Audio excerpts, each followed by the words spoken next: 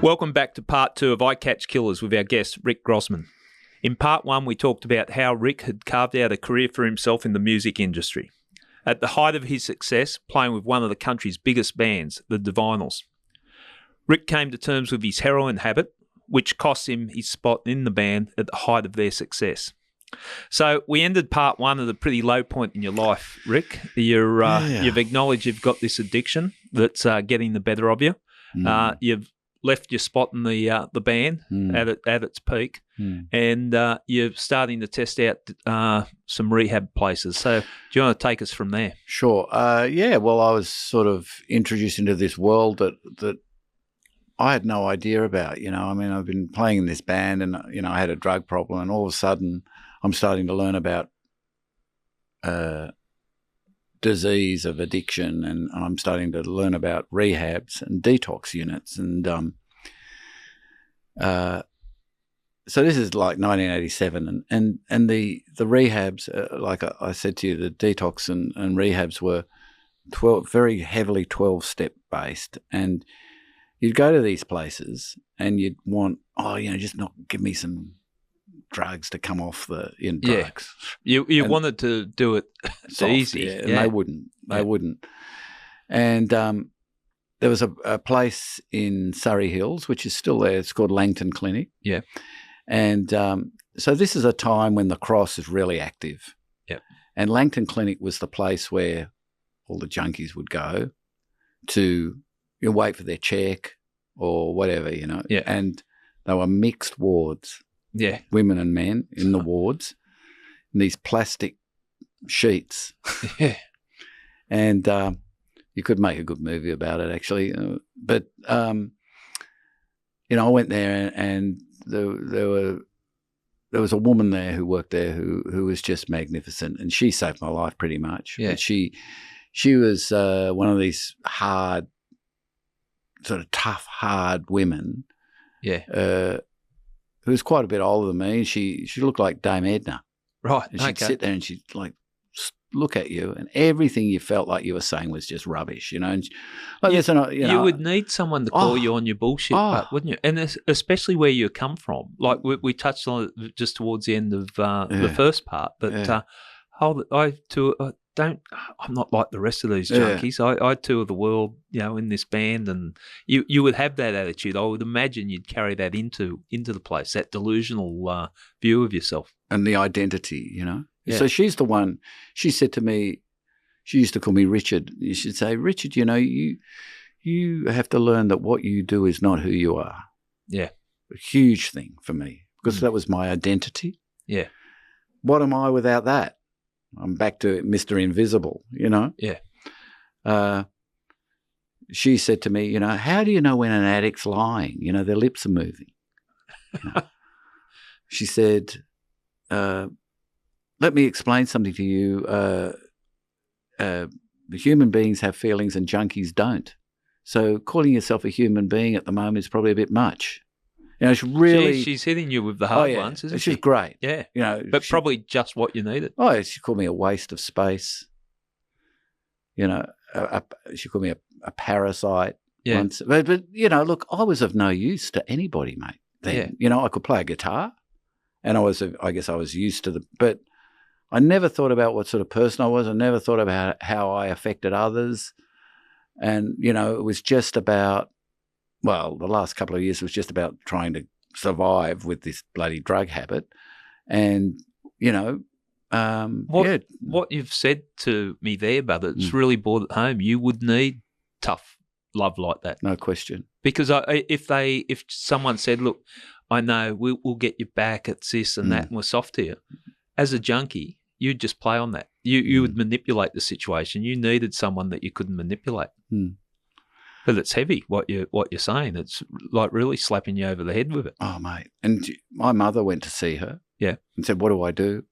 And she said, tell him you love him and shut the door. Which she never did, but she certainly backed off. Yeah. That woman, I relapsed a few times. I was trying to go to these meetings. It's funny, I do quite a bit of stuff around around prisons or in detoxes or rehabs now. And, a lot of the places, it's very, you have to be politically correct. Like if you spoke to a client like they spoke to me, they'd probably end up in court. I remember I was in the Langton Clinic and there was this big meeting downstairs on a Tuesday night, and everyone's in black, and they're all from Darlinghurst and Surrey Hills, and and I'm lying there going, well, they'll all know that I'm, in the divine. I mean, probably not, but that's what I thought.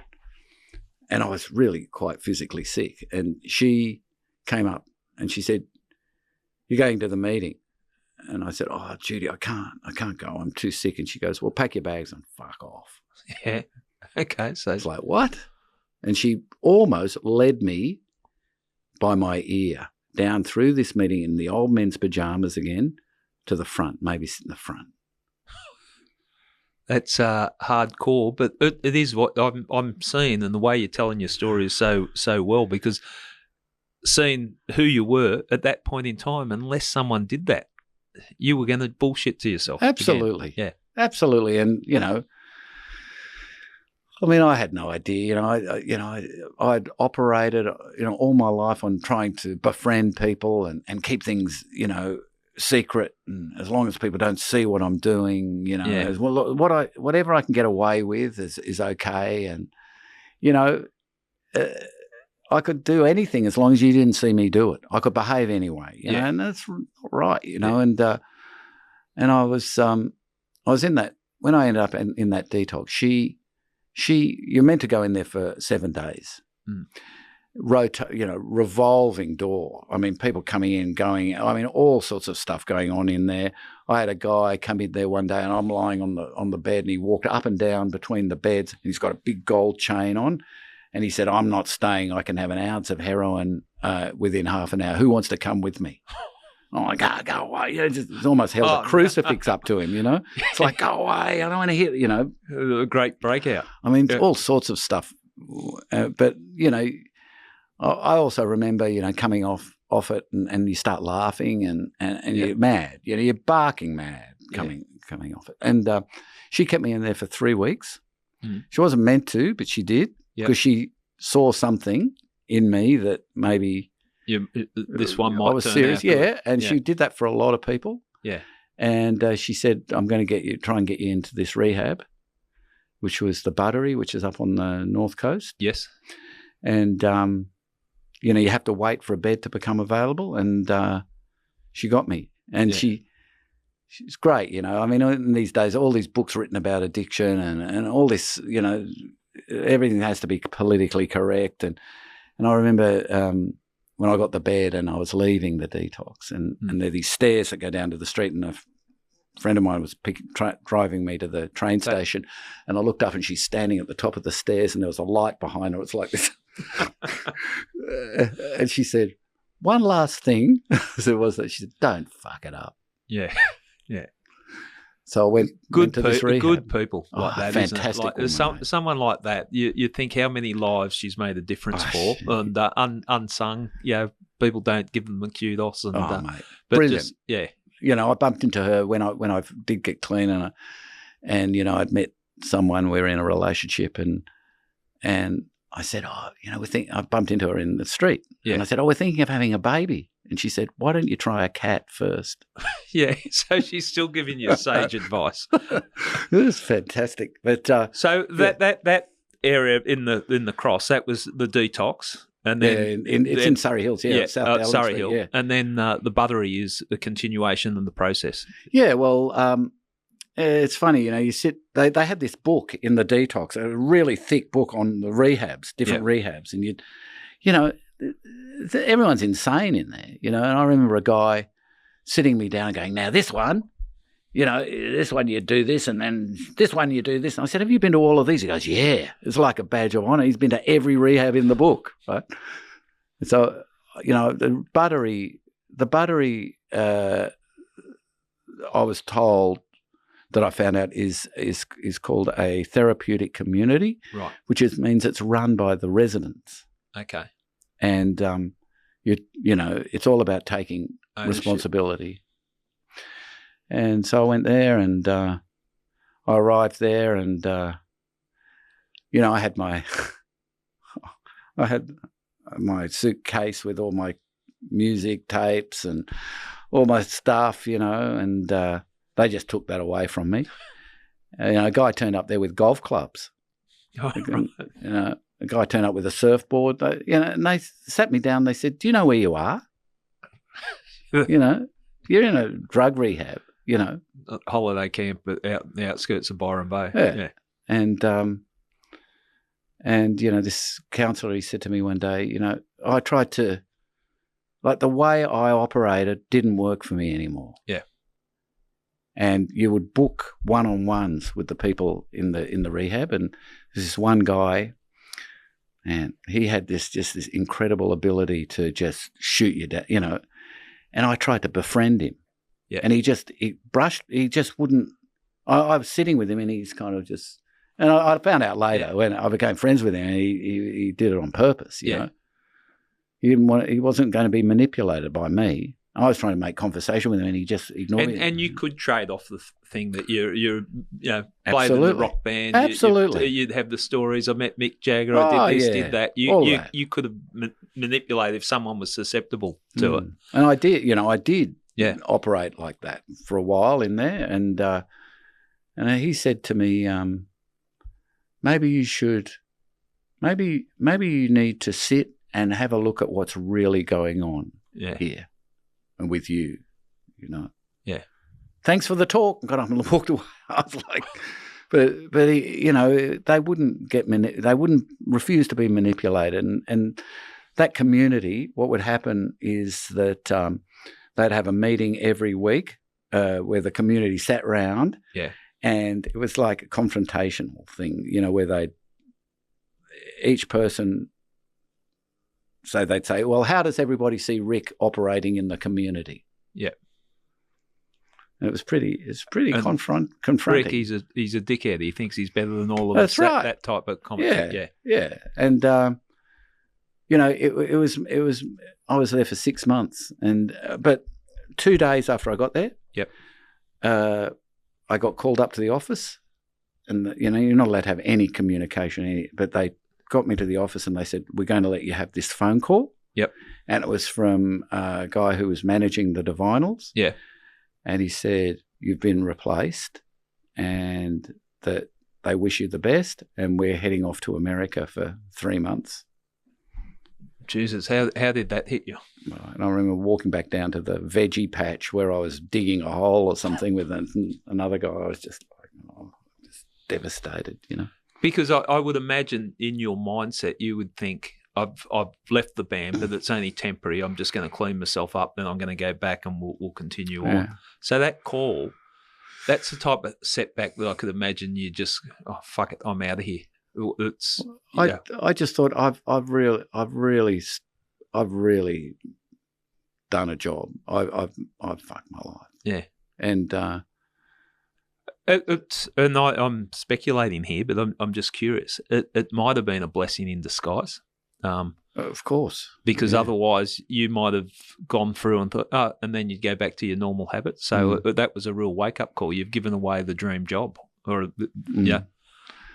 that same counsellor who was in there actually sat me down and he said, "Look, if you have a go at being sober and do what's suggested instead of what you think, you'd never know what's going to happen. You might get your career back in a better way than you could imagine."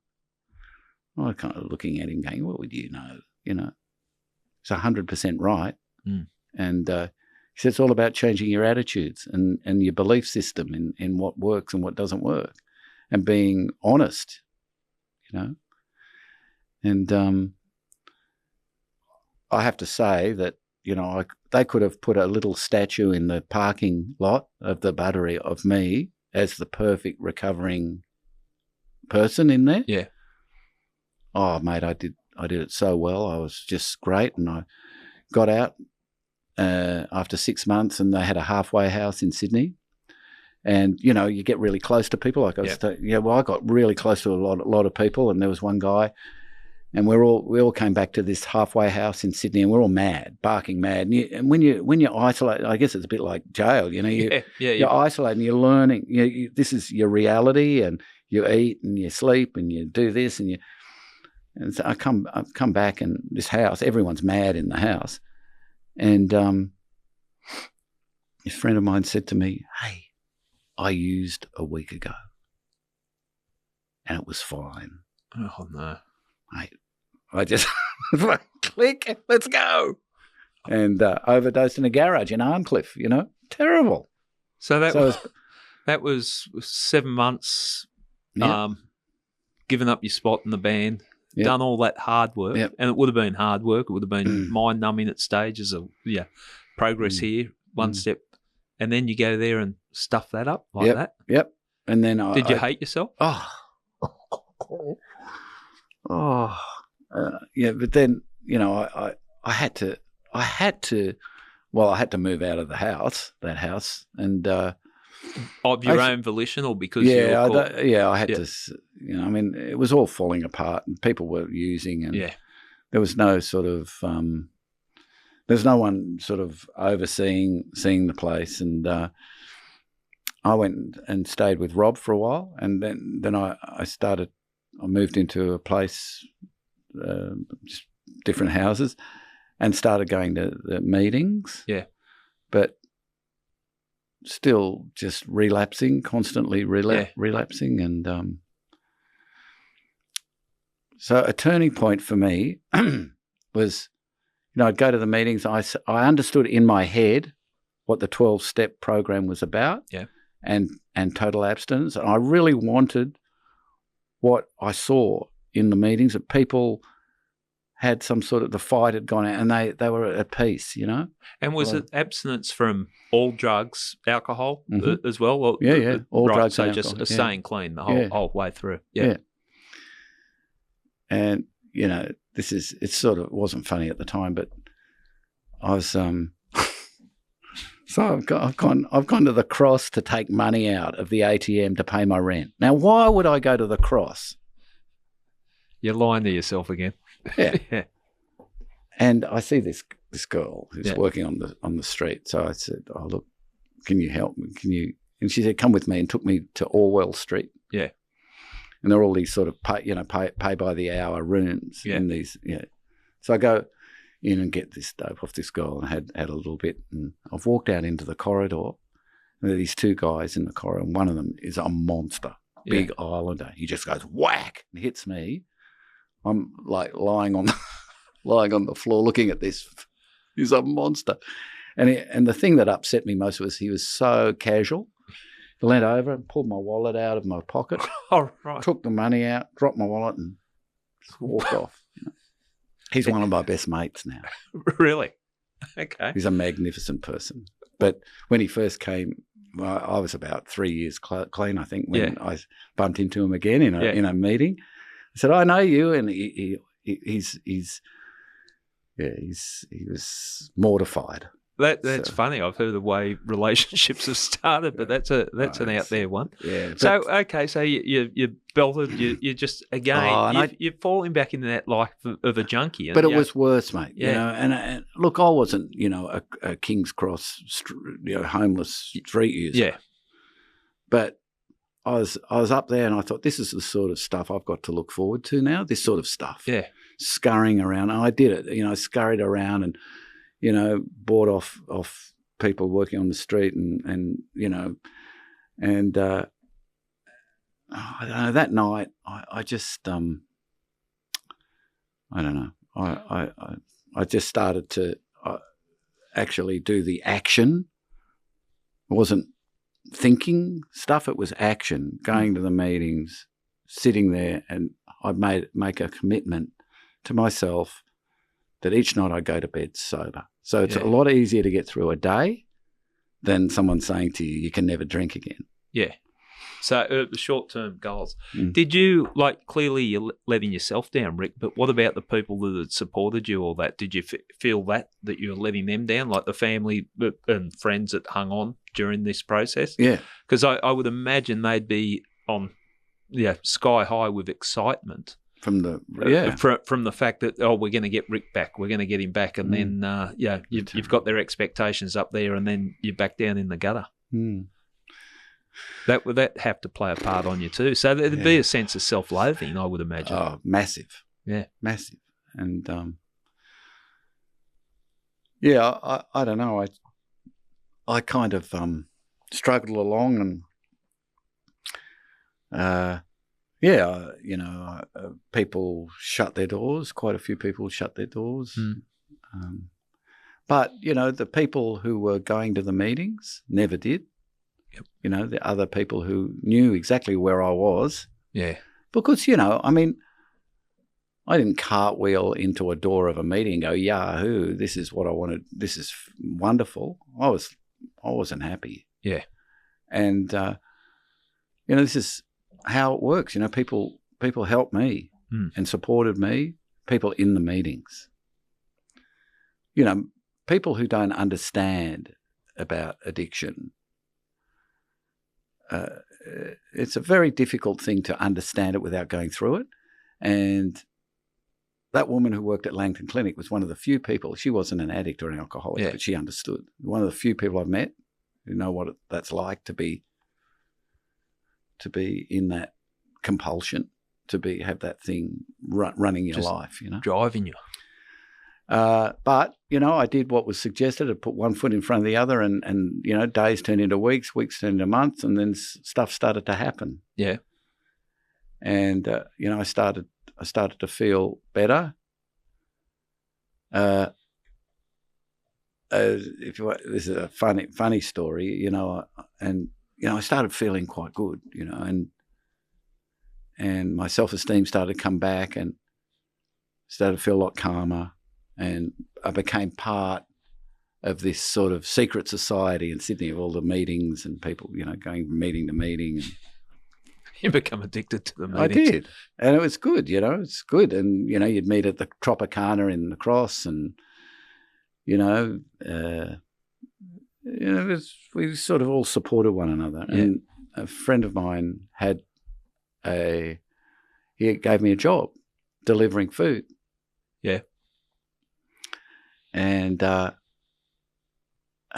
was the early times of people ringing restaurants and pizza or the Chinese or it was funny, and the five of us with walkie-talkies driving around, mad, and Uber before the Uber. Oh yeah, and it's funny, taking food to,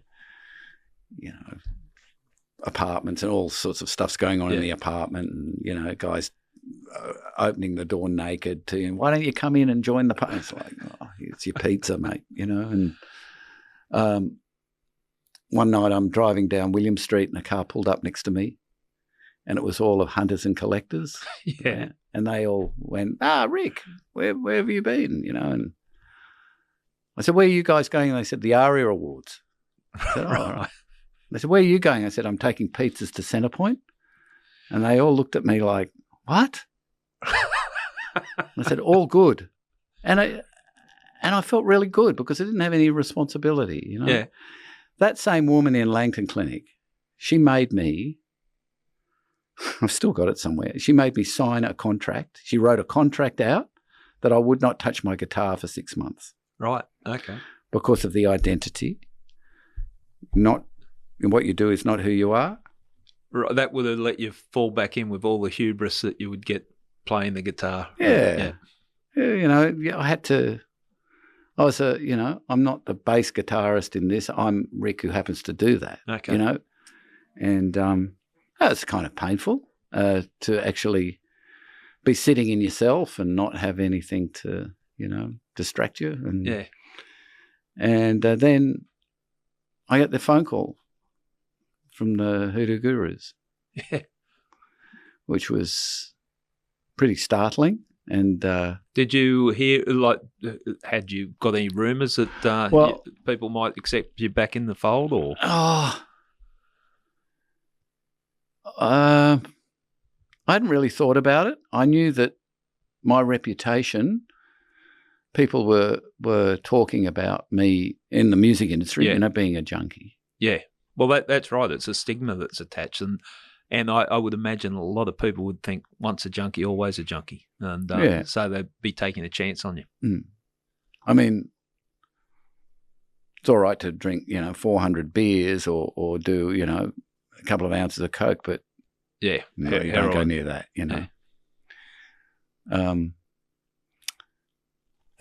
So, and you would have had to give up your pizza delivery job too.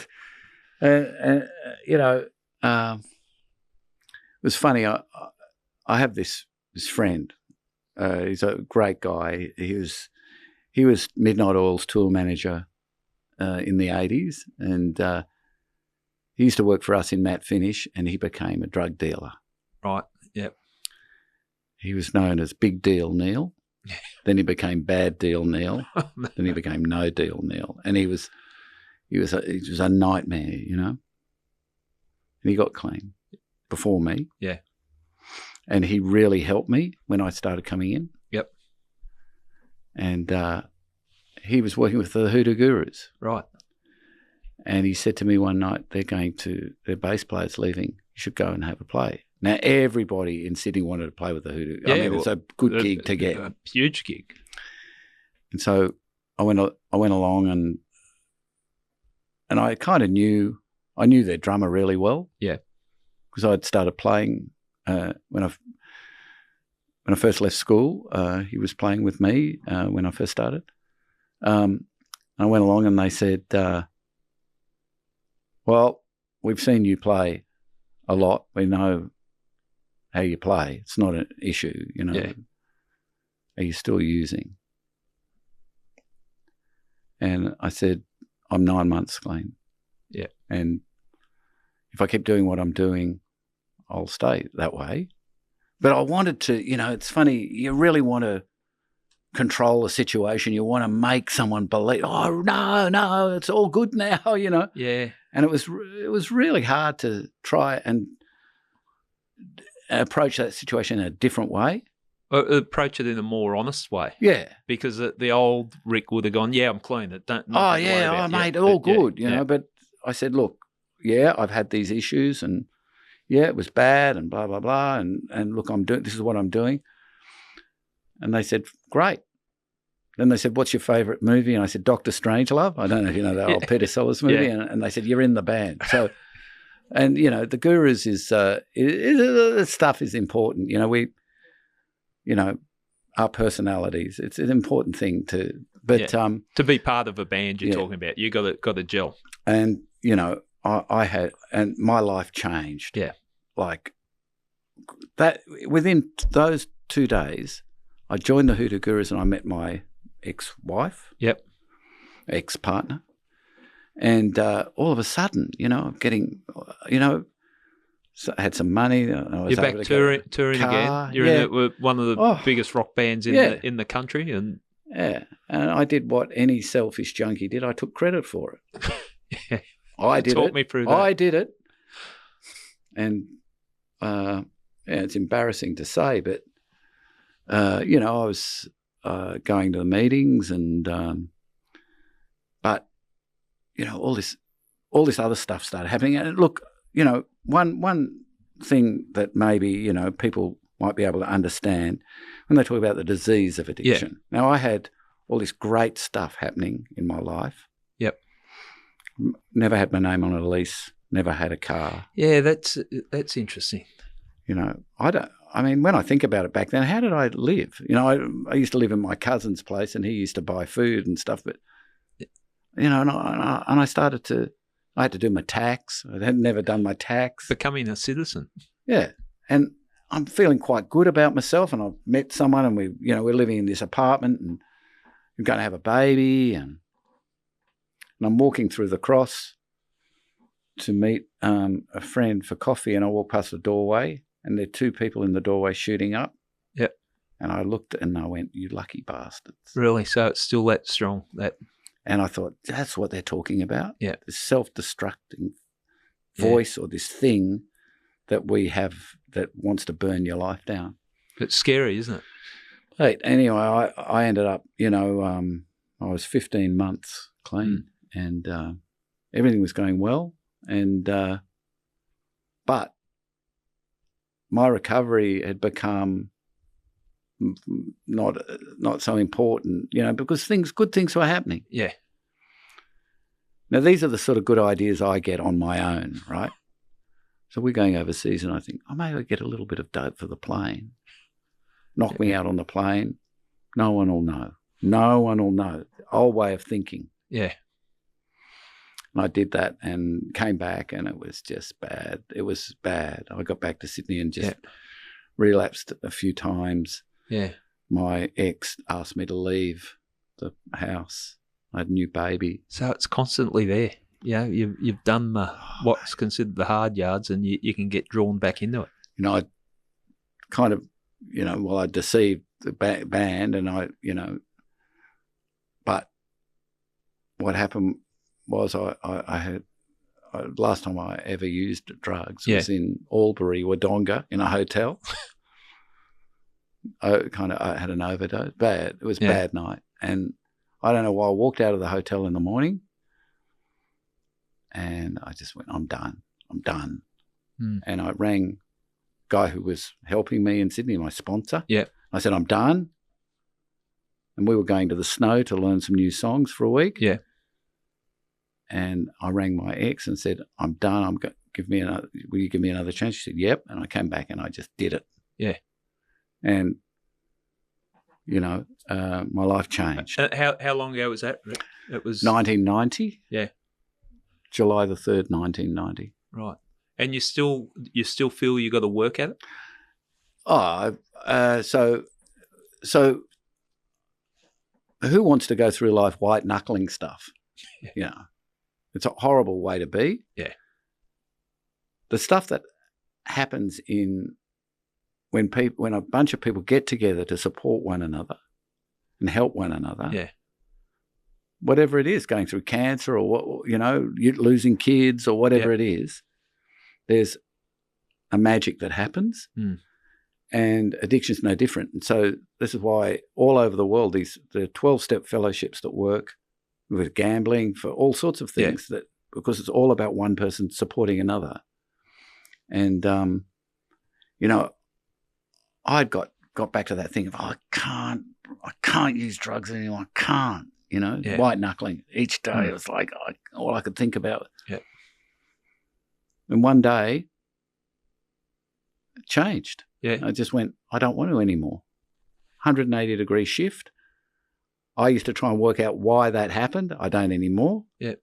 Happens to everyone who goes and actively works that sort of 12-step thing, where at some point in time, some people have profound things. I'm not fighting it. I've changed. Yeah. Yeah. And I was pretty much set free. When there's talk about, it's got nothing to do with religion to me. They talk about God, but whatever God is, I go to a meeting and something happens in there that I can't explain, where you see people's lives change. Yeah. And I need the tangible stuff. Yeah. If someone says you've got to believe in a guy with a beard in the cloud, I can't do that. But, look, I've got friends who are religious, and that's great, but what I see happening in those meetings is magic.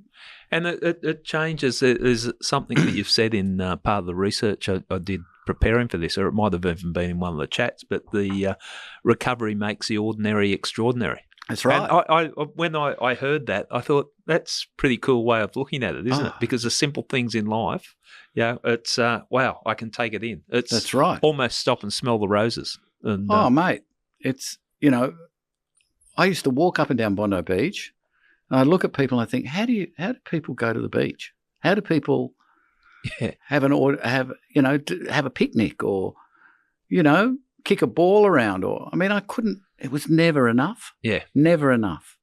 All those ordinary things were never enough. And I really wanted that. I wanted to be able to do that. And And get joy from it. And that's what happened. And you know, I still get to play music. I do it for a different reason now because I love doing it. And I don't do it because it's a solution. Yep. It's going to fix me in any way, but I do it because I love doing it.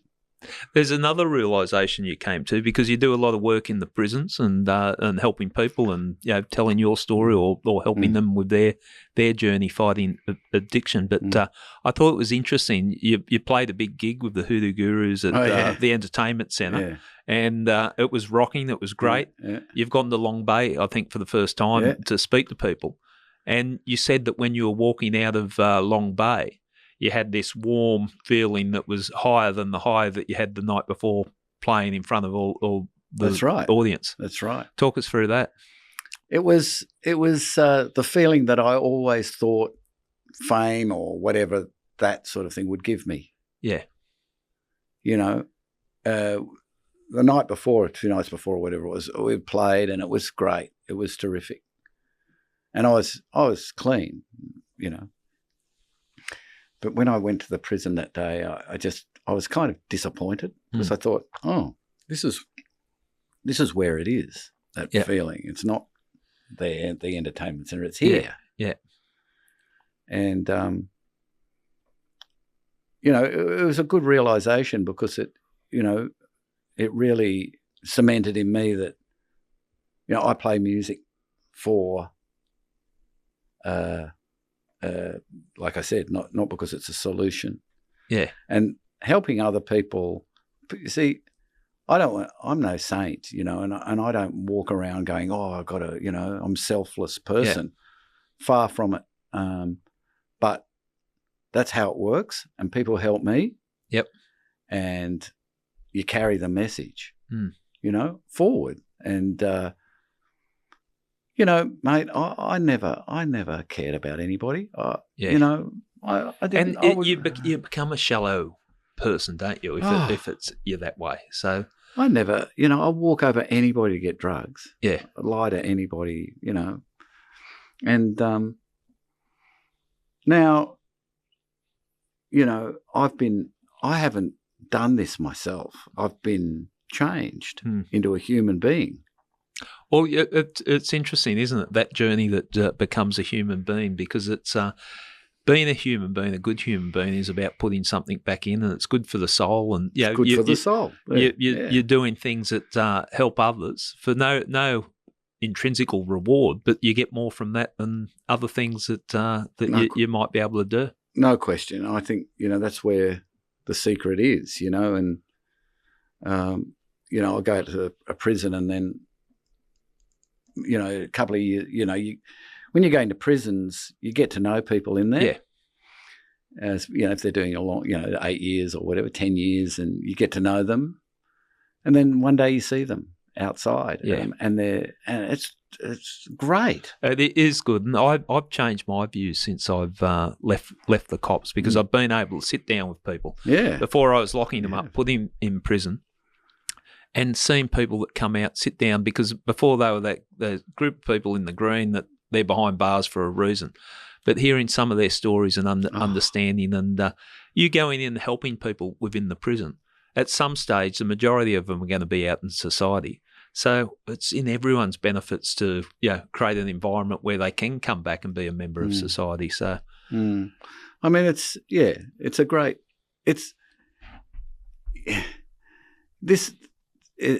how can I put this? This path is, it's not like, oh, give me a drug and I'm fixed. Yeah.